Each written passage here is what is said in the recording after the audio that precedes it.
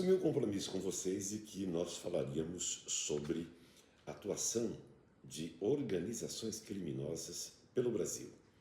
Já fizemos o capítulo número 1, o número 2, este é o terceiro, que é o mapa das facções criminosas em nosso país, divididas por estado. Vou repetir aqui para quem não pegou desde o começo, mas pode voltar aí que os vídeos estão na plataforma. Acre, Amapá, Alagoas, Amazonas, Bahia, Ceará, Distrito Federal, Espírito Santo, Goiás, Maranhão, Mato Grosso do Sul, Minas Gerais, Pará, Paraíba, Paraná, Pernambuco, Piauí, Rio de Janeiro, Rio Grande do Norte, Rio Grande do Sul, Rondônia, Roraima, Santa Catarina, São Paulo, Sergipe, Tocantins. Todas estão aqui, tá? Nós vamos para o terceiro capítulo e vamos falar onde estão as facções, onde estão agindo e o que fazem em cada estado. Eu disse isso no vídeo passado, dizendo para vocês, afirmando e informando para vocês onde essas facções estão atuando e como fazem. Vamos começar no episódio de hoje sobre a atuação do comando, chama-se Primeiro Comando de Vitória, no Espírito Santo, tá? Chama-se o PCV. É uma facção que não entra em conflito com o PCC no Espírito Santo. É uma derivação, na verdade. A facção é liderada por um casal, veja só, por um casal. Um homem e a mulher têm um histórico de crimes. Em maio de 2011, portanto, há 14 anos, a polícia local, lá no Espírito Santo, interceptou um salve, que é a ordem dos bandidos que determinava ataques a ônibus, bancos, agentes públicos e 3 presos que delataram a facção ao Ministério Público. Tá? Esta é a linha de atuação do PCV no Espírito Santo. Tem também o Trem Bala. Em 2012, essa facção surgiu após conflito com o PCV pelo bairro da Penha, em Vitória. Não tem estatuto ou regras definidas para adesão ou permanência. Inclusive, há integrantes que também são do PCV. É uma troca do time ali. Por ser menor que o PCC e o PCV, evita conflitos, que ninguém é bobo nesse mundo aqui, tá? O líder é um sujeito conhecido como Nego Beto, ex-PCV. Essas duas facções, pelo menos momentaneamente, até não surgir uma terceira de derivações disso aqui, atuam no Espírito Santo. No Amapá, existe o Triângulo da Morte. Veja, Triângulo da Morte. De cima da muralha do IAPEN, que é o Instituto de Administração Penitenciária do Amapá, policiais penais observam um pequeno presídio situado na capital Macapá, aparentemente calmo. Aparentemente, porque a vista de cima da muralha é muito diferente daqui se o sujeito estiver dentro de uma cela do local, tá?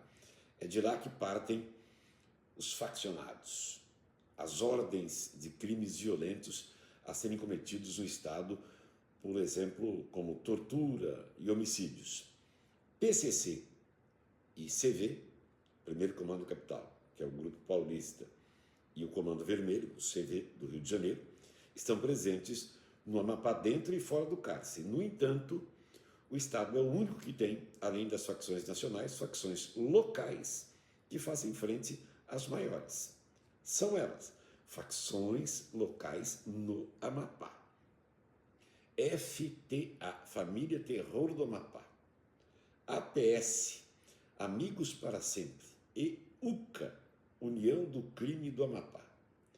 As 5 facções e uma polícia que nunca teve um policial condenado por excesso, caso tenha cometido, e certamente cometeu, são as razões pelas quais anualmente o Amapá figura entre os estados mais violentos do Brasil, proporcionalmente e com a maior letalidade policial do país. A ABIN, a Agência Brasileira de Inteligência, já apontou a migração de dissidentes do PCC, do Comando Vermelho, para a FTA, né, e também para a APS, respectivamente. De acordo com dados da Segurança Pública Estadual, enquanto a FTA e a APS reúnem 7.000 criminosos, PCC e CV, Primeiro Comando da Capital e Comando Vermelho, chegam a 500, 300 integrantes, respectivamente. As facções são cruéis e brigam, lutam pelo controle da região. Tem ainda o Cartel do Norte, ex-família do Norte. Surgiu entre 2010 e 2011 e os seus primeiros nomes foram Amigos do Amazonas, Primeiro Comando do Norte e Família do Norte.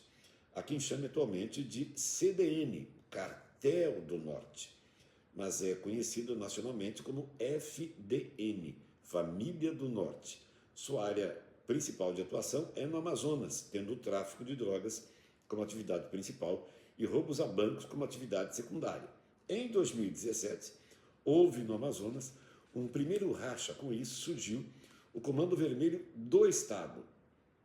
Existe um sujeito lá chamado Avatar ou Pertuba, veja, Pertuba, aliado a João Pinto Carioca, vulgo João Branco, que brigaram e ganharam o comando da facção contra Gelson Lima Carnaúba, vulgo Mano G.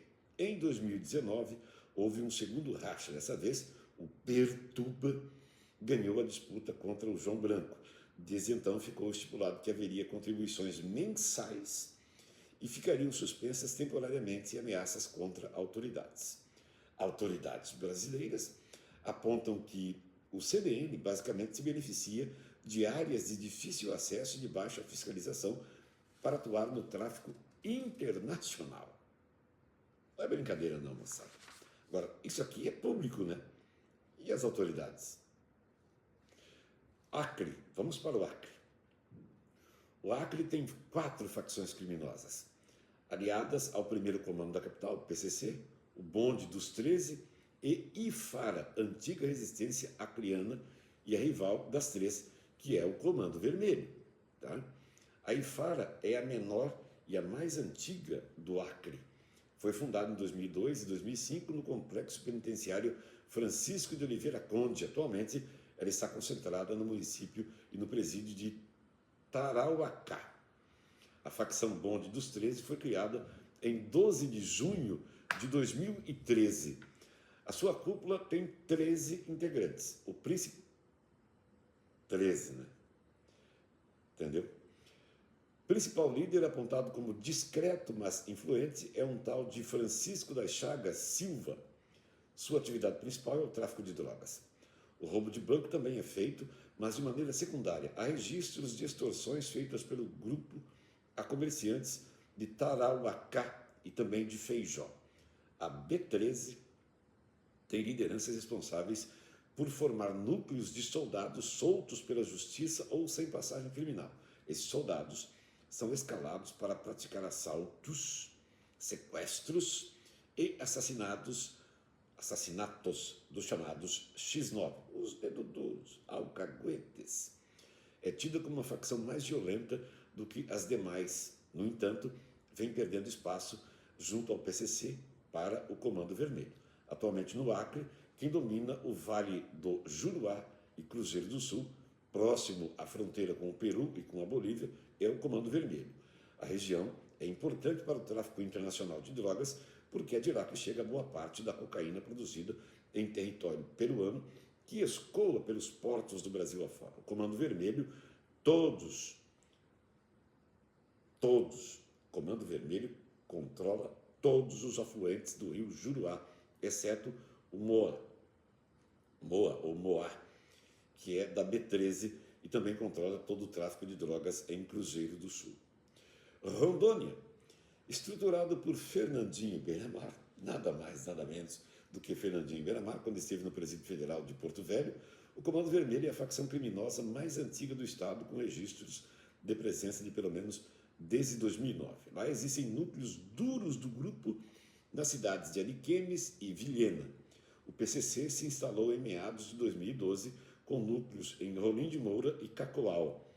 A rivalidade entre PCC e Comando Vermelho é maior dentro das cadeias do que nas ruas.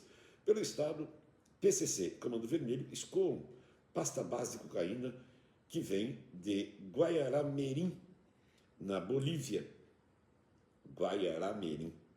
Parte da droga fica estocada no Estado. O restante segue para o Mato Grosso do Sul e Goiás como destinos temporários, antes de chegar para São Paulo e Rio de Janeiro, os destinos finais. Roraima. O Estado é dominado pelo PCC, depois da facção ter exterminado integrantes do Comando Vermelho e do CDN. Exterminado. Há poucas disputas territoriais, já que o mercado local é fraco. Lá, o PCC é voltado para negócios com grupos da Venezuela e da Guiana. Indígenas são tidos como alvo público, né, ou público-alvo para o tráfico da maconha. No Amapá, em 2018, dissidentes do PCC e do Comando Vermelho migraram para as facções locais, FTA e APS, os Amigos para Sempre.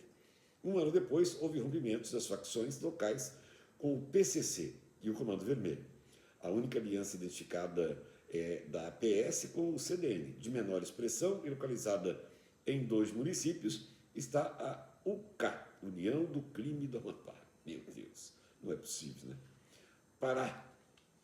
O PCC foi detectado no estado em 2006, está bem estruturado e segmentado no Pará. Seu principal inimigo é o Comando Vermelho, já o seu principal aliado é o Comando Classe A.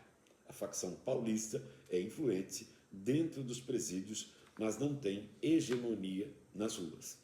Já o Comando Vermelho foi detectado em 2009 e atualmente é a principal facção do Estado. O Comando Vermelho cresceu utilizando a tática que usou em outros estados, fez a cooptação para batismos e fomentou cisões no PCC. Ainda no Pará, há a presença do CDN, que é menor do que o PCC, e do Comando Vermelho, sem alianças, está quase em extinção no local. A CCA, também conhecida pela sigla 331, surgiu em Altamira, onde é tida até hoje como muito forte. Antigamente era aliado do Comando Vermelho, agora é do PCC, e tem emissários no Peru. Menores ainda existem as equipes REX, que tem o seu quartel-general no bairro Terra Firme, na periferia de Belém, e é aliado do Comando Vermelho, mas está em processo de extinção. A equipe Real, também aliada do Comando Vermelho, é influente em Ananindeua, na região metropolitana de Belém. E o Bonde dos 30 foi criado em 2014, depois da morte de um líder de um grupo de extermínio, mas que vem perdendo forças. No Tocantins, o PCC era absoluto até 2009, depois de uma rebelião, lideranças da facção foram transferidas para o sistema penitenciário federal. Com isso, o Comando Vermelho se fortaleceu no local e é a maior facção desde 2016. Em 2018, o PCC voltou a se recuperar, ganhou território e até hoje é a facção predominante no local. É a facção predominante. O Estado é usado por 2 facções como um local de entreposto da cocaína que chega dos países produtores. O clima é tido como tenso entre as 2 facções e fora dos presídios. No próximo episódio vamos falar, então será o 4º, vamos falar das facções que estão atuando mais fortemente no Nordeste, né? Ali na região do Ceará, com incêndios de veículos e também com empresas desistindo de atuar no local, né, no Ceará, empresas de internet. Vamos falar do Rio Grande do Norte, da Bahia e por aí afora vai. Nós temos ainda pelo menos mais 2 ou 3 capítulos sobre a atuação do crime no Brasil. O detalhe, como eu disse para vocês anteriormente, é que tudo isso, caiu minha caneta aqui, tudo isso é de domínio público, né?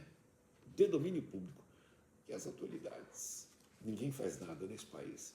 Quando eu falo que estamos transformando num narco-estado, as pessoas acham ruim, né? Mas se você tiver tempo, se você puder, se você gostar de maratonar em séries vou citar o nome aqui, da Netflix, Narcos. Recomendo para vocês Narcos, que conta a história do México, tá? Como existe até hoje no México, e o Brasil tem tudo do México. Como eu falei esses dias num vídeo, só muda o idioma, né? Lá é espanhol, aqui é português. Lá é plomo, aqui é chumbo, tá certo? Vejam que vocês vão entender o que acontece no Brasil. Combinado? Aguarde que vem aí o 4º capítulo.